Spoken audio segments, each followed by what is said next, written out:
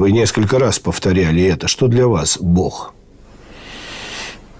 Вы понимаете, вот когда ты как врач делаешь операции, как ученый изучаешь морфологию, иммунологию и все прочее, то ты видишь, насколько это все сложно и насколько все это сбалансировано. Леонид Аркадьевич, вот даже вот порой приходишь в восторг, насколько все это гениально сделано, вот весь наш организм.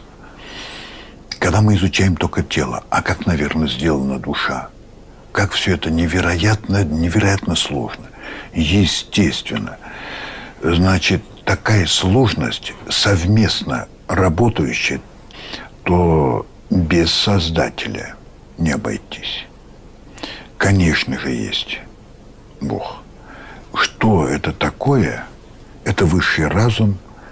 И я думаю, вот на эту тему только одно. Не моего ума это дело. Доктор медицинских наук, великий офтальмолог, профессор. Я думаю, что передо мной сидит человек, который в некотором смысле живет в другом измерении. И я вам завидую. Эрнест Молдашев сегодня был в гостях у нас. Исследователь, великий врач, врачеватель, которого обожают пациенты, но видит Бог. У меня немножко что-то сделалось головой. Спасибо вам огромное. Тиын сүресі 4-ші аят. Шүбәсіз, біз адам баласын ең көркем, ең керемет бейнеде жараттық.